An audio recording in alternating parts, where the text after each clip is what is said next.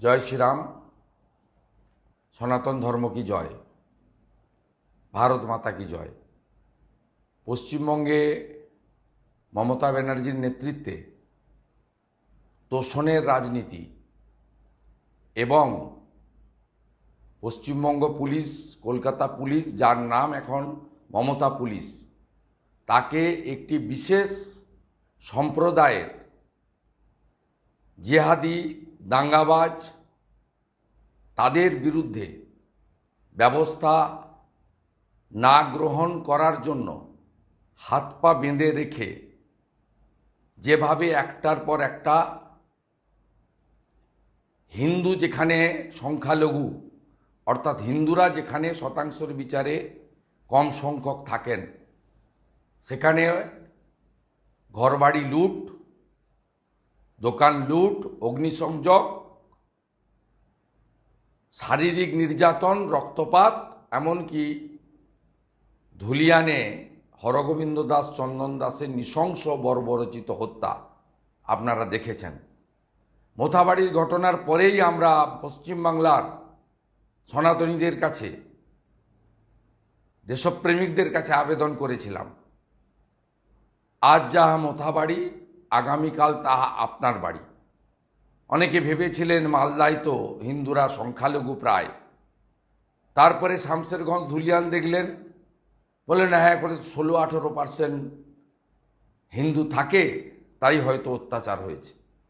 আজকে কলকাতার উপকণ্ঠে ডায়মন্ড হারবার লোকসভার অন্তর্গত, মেটিয়াবুরুজ বিধানসভার অন্তর্গত, মহেশতলা পুরসভার অন্তর্গত রবীন্দ্রনগর পুলিশ স্টেশন, যা ডায়মন্ড হারবার পুলিশ ডিস্ট্রিক্টের মধ্যে পড়ে, যার দায়িত্বে আছে পশ্চিমবঙ্গ পুলিশ তথা মমতা পুলিশ এবং চাটুকার রাজীব কুমার, সেখানে যা পশ্চিমবাংলার মানুষ দেখলেন, কলকাতাতে যারা মনে করেন যে মালদা মুর্শিদাবাদে আগুন লেগেছে তো কি হয়েছে, আমরা কলকাতায় ভালো আছি, তথাকথিত সেকুলার এবং যারা ধর্মনিরপেক্ষতার কথা বলেন, আজকে সমগ্র মহেশতলার একটা অংশ এবং রবীন্দ্রনগর থানা এলাকা, সেখানে যেভাবে হিন্দুদের উপর আক্রমণ, মন্দির ভাঙা, দোকান লুট,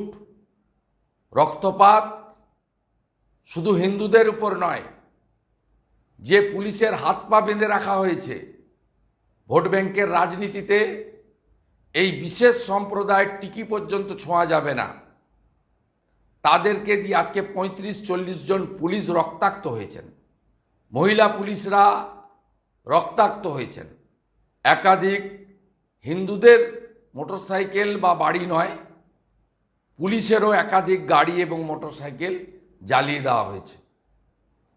এর আগে 2022-এ লক্ষ্মী পুজোর দিন মমিনপুর, ইকবালপুরের ঘটনা স্মরণ করিয়ে দিই।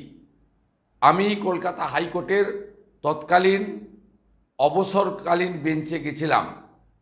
মহামান্য জাস্টিস, আজকে যিনি সুপ্রিম কোর্টের জাস্টিস, মাননীয় বিচারপতি জয়মাল্য বাগচি, সেদিন এনআইএর তদন্তর নির্দেশ দিয়েছিলেন।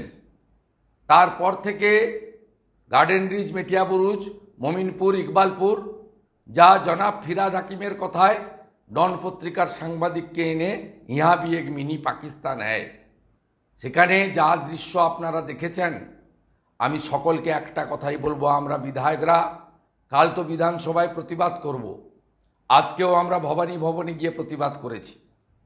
আমরা ঘরে বসে থাকব না, সব হিন্দুদেরকে ধুলিয়ান, শামশেরগঞ্জ, মোথাবাড়ির মতো সম্পূর্ণ ক্ষতিপূরণ হিন্দুদের দ্বারা সংগ্রহ করেই আমরা দেব এবং তাদের পাশে দাঁড়াবো, আইনি লড়াইতে তাদের পাশে থাকব, তাদেরকে ন্যায় এবং বিচার পাইয়ে দেওয়ার কাজ আমরা করব, আমরা অঙ্গীকারবদ্ধ। আমি সমগ্র পশ্চিমবঙ্গের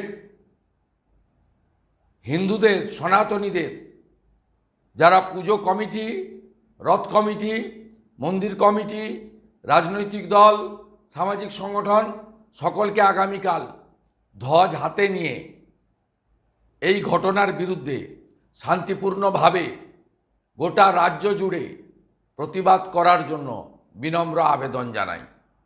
আপনি দেখেছেন রবীন্দ্রনগরে আমাদের হিন্দুদের মন্দিরের সামনে থাকা তুলসী মঞ্চকে এক বিধর্মী জিহাদি মমতা পুলিশের সামনে তুলে ফেলে দিয়ে তুলসী মাতার অপমান করেছেন। সমগ্র বৈষ্ণব সমাজ এবং প্রত্যেকটা হিন্দু বাড়িতে আমরা তুলসী দেবীকে মাতা হিসেবে পুজো করি। আমরা বছরে একটি দিন তুলসী পূজন দিবস হিসেবে পালন করি। আমাদের গীতায় তুলসী দেবীর কথা বলা আছে। এই তুলসী দেবীর বিধর্মীদের হাতে মমতা পুলিশের সামনে এদের আজকে যে দৃশ্য আমরা ভিডিওর মাধ্যমে, সংবাদ মাধ্যমের মাধ্যমে, সোশ্যাল মিডিয়ার মাধ্যমে দেখেছি, এ জিনিস মেনে নেওয়া যায় না। এই হিন্দু বিরোধী সরকার, হিন্দু বিরোধী পুলিশ, এদের বিরুদ্ধে সর্বাত্মক প্রতিবাদ আপনারা করুন এবং মাতা তুলসীকে সামনে রেখে শপথ গ্রহণ করুন। এই অন্যায়ের প্রতিবাদ আমরা করব, প্রতিশোধ আমরা নেব গণতান্ত্রিক শান্তিপূর্ণ উপায়ে, এবং আজ না হোক কাল এদের শাস্তির ব্যবস্থা আমরা করব। মাতা তুলসীর চরণে প্রণাম নিবেদন করে হরে কৃষ্ণ মন্ত্রের সাথে সাথে আমরাও রাস্তায় থাকব, বিধানসভার ভিতরে বাইরে উত্তাল করব। আপনারা করুন। এই বিনম্র আবেদন জানিয়ে আমার কথা শেষ করলাম। বন্দে মাতরম।